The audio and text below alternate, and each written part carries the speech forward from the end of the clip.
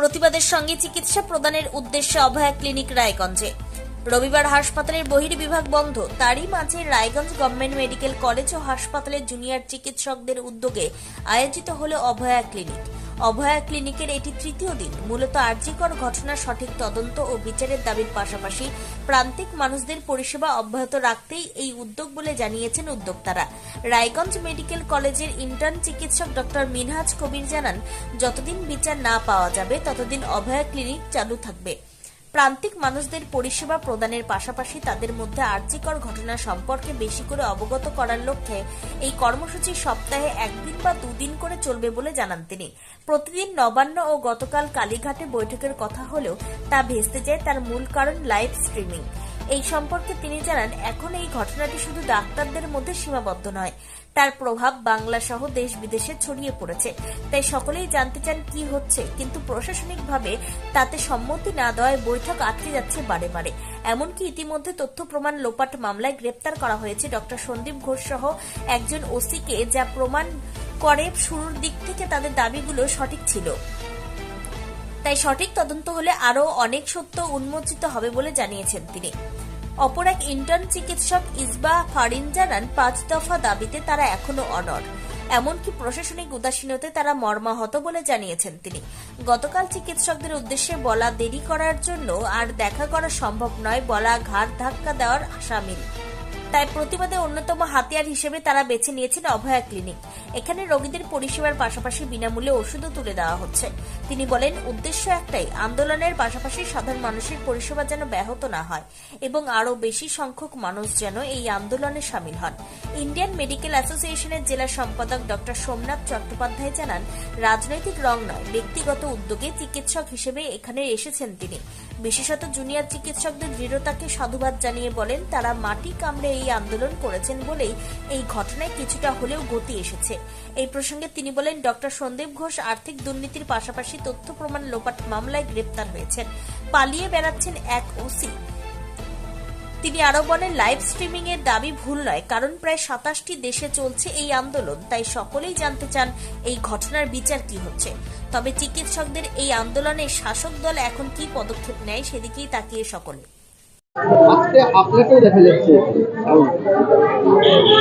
না, এটা তো সত্যি যে জুনিয়র ডাক্তাররা যেভাবে মাটি কামড়ে আন্দোলন করছে, সেখানটায় ওদের পাশে সকলেরই আসা উচিত এবং এই দৃঢ়তা ছিল বলে, এখনো আছে বলেই অন্তত কিছু আমরা পদক্ষেপ দেখতে পাচ্ছি সিবিআই তরফে বা পুলিশের তরফে। গতকালও জানেন যে ডাক্তার সন্দীপ ঘোষ, প্রাক্তন প্রিন্সিপাল, তাকে আগে ফিনান্সিয়াল ইরেগুলারিটিসের জন্য অ্যারেস্ট করা হয়েছিল। কালকে প্রথম ধর্ষণ এবং খুনের ধারা তার সঙ্গে যোগ হয়েছে। টালা থানার ওসি যে পালিয়ে বেড়াচ্ছিল তাকেও ধরা হয়েছে। এইটা এই জুনিয়র ডাক্তারদের দৃঢ়তা, আন্দোলনের গতি, সাধারণ মানুষের এর মধ্যে যোগদান, এর ফলেই এত দূর অবধি সম্ভব হয়েছে। দেখা যাক 17ই সেপ্টেম্বর সুপ্রিম কোর্টে কি আসে। মুখ্যমন্ত্রীর সঙ্গে তো বৈঠকটা হচ্ছে। দেখুন, মুখ্যমন্ত্রীর সঙ্গে বৈঠকটা ভেস্তে গেল। কোনো সভা বৈঠকের সেটার যদি রেকর্ডিংয়ে কোনো তো আপত্তি থাকার কথা নয়। মুখ্যমন্ত্রী নিজের স্বচ্ছতা দাবি করছেন, জুনিয়র ডাক্তাররাও আন্দোলনের আলোচনার মধ্যে স্বচ্ছতা দাবি করছে। কারণ এই আন্দোলন তো শুধু জুনিয়র ডাক্তার বা মেডিকেল কলেজের মধ্যে নয়, সারা পশ্চিমবাংলা, সারা ভারতবর্ষের এবং পৃথিবীর অন্তত 29টা দেশের ছবি আমি সেদিন ভিডিও হোয়াটসঅ্যাপে পাঠিয়েছিলাম। ফলে তারা সবাই দেখতে চাইছে। ফলে আন্দোলনের বিপক্ষে স্বচ্ছতাটা থাকা খুব জরুরি এবং সেইটা আইএমের দায়িত্ব আছে। তো এই ক্ষেত্রে আপনিও আজকে এখানে সামিল হয়েছেন। নিশ্চয়ই আজকে আমি সামিল হয়েছি একজন ব্যক্তিগত উদ্যোগে। আমি একজন চিকিৎসক হিসেবে, আমি এই হাসপাতালের অনেকদিন সুপারিনটেন্ডেন্ট ছিলাম, এখানে সার্জনও ছিলাম। এখন আমার মনে হয়েছে আজকে রবিবার, এই রবিবার দিন নতুন প্রজন্ম যে এই উদ্যোগটা দেখাচ্ছে যে সাধারণ মানুষের আউটডোরের প্রয়োজনটা ছুটির দিনেও থাকে, এই ধারণাটা যদি আমরা এগিয়ে নিয়ে যেতে পারি, এবং আমিও নিজে ফিল করেছি এখানে আউটডোর সার্ভিসটা বিকেলে বা সন্ধ্যেবেলায় হলে ভালো হয়। ইসবা ফারিন, আমি এখানে ইন্টার্ন ডাক্তার। আমাদের এখানে আজ অভয়া ক্লিনিক হচ্ছে। এই যে দাবিতে আমরা আমাদের কিছু 5 দফার দাবি আছে, সেইগুলো নিয়ে আমরা এখনো মানে অনর আজকে আমাদের যে অবস্থান এখনো সেখানেই আছে, সেইটা বোঝানোর জন্য আরো এই প্রচারটা মানে আরো লোকজন যেন জানতে পারেন সেইটা মানে কতদিন চলবে? এটা তো অনিশ্চিত। আমাদের দাবি পূরণ হওয়া মানে আশা দেখলে তখনই আমরা এ করবো। কালকে একটা সম্ভাবনা তৈরি হয়েছিল মুখ্যমন্ত্রীর সঙ্গে আলোচনা ভেস্তে গেছে, সে বিষয়ে কি বলবেন? সেটাই এখন আমরা দেখছি, মানে প্রশাসনের তরফ থেকে এতটা যে উদাসীনতা সেটা নিয়ে মানে সেটা আমরা খুবই মর্মাহত। লাস্ট অবধি তো এটাও হলো যে চেয়েছিল যে কোনো রকমের আলোচনাটা হোক, তো সেটাও বললো যে লেট হয়ে গেছে, আপনারা লেট করে ফেলেছেন। এর থেকে বড় মর্মাহত আর কিছু কথা আমরা মানে আশা করিনি, এরকম একেবারেই আশা করা যায় না। আপনার নাম, আপনি কি দায়িত্বে আছেন? আমার নাম হচ্ছে মিনহাজ কবির। আমি এখানকার ইন্টার্ন ডক্টর, জুনিয়র ডক্টর, আমাদের রায়গঞ্জ ডক্টর ফেডারেশনের প্রতিনিধি হিসাবে বলছি। অভয়া ক্লিনিক আজকে কতদিনে পড়বে? আজকে third day of Abhaya clinic. Abhaya clinic এর মাধ্যমে আমরা প্রচার করতে চাইছি যে আমরা কোনোরকমভাবে যে হসপিটালের যে পরিষেবা, সেই হসপিটালের পরিষেবা কোনোরকমভাবে ব্যাহত নেই।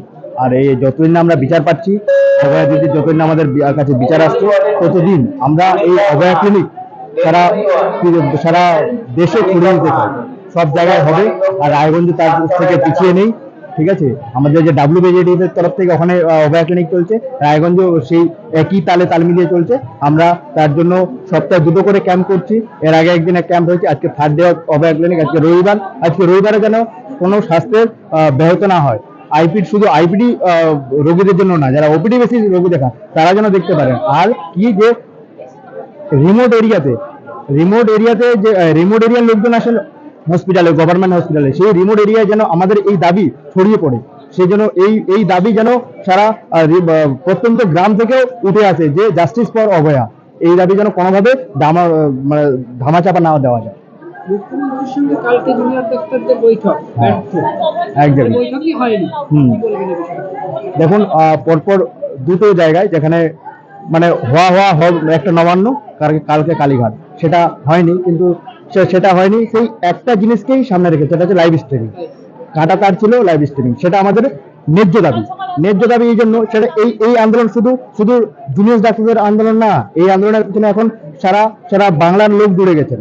তো সারা বাংলার লোক দেখতে চান যে কি হচ্ছে, আলোচনার মাধ্যমে কি হচ্ছে। সেই যে লাইভ স্ট্রিমিং মাধ্যমে টোটাল জিনিসটা ছড়িয়ে পড়বে। তো লাইভ স্ট্রিমিং এ প্রবলেম কথা, সেই জায়গায় বৈঠকটা আটকে যাচ্ছে বারবার। তারপরে হলো কি, তারপরে যখন লাইভ স্ট্রিমিং হলো না, তারপরে কালকে তো আমাদের যারা ওখানে রিপ্রেজেন্টেটিভ আছেন তাদেরকে এরকম ভাবে ঘাড় ধাক্কা দিয়ে বের করে দেওয়ার মতো। তার কারণ তার কিছুক্ষণ পরেই আমাদের বিয়েতে খবর আছে যে 2জন গ্রেপ্তার হয়ে গেছেন, একজন ওসি আর একজন ডক্টর সন্দীপ ঘোষ। ইনি গ্রেপ্তার হয়েছেন ওই মানে তথ্য প্রমাণ লোপাট মামলায় গ্রেপ্তার হয়ে গেছেন। এর থেকে আমাদের এটাই প্রমাণ হয় যে আমাদের যে ফার্স্ট ডে যেদিন 9 তারিখ থেকে আমরা যে আন্দোলন চালু করেছিলাম, সেদিন থেকে আমাদের যে দাবিগুলো ছিল, সেই দাবিগুলো প্রত্যেকটাই সঠিক এবং এরপরে আরো অনেক জিনিস বেরিয়ে আসবে। সেগুলোর অপেক্ষায় আমরা এই আন্দোলন চালিয়ে যাব যতক্ষণ না বিচার পাচ্ছি।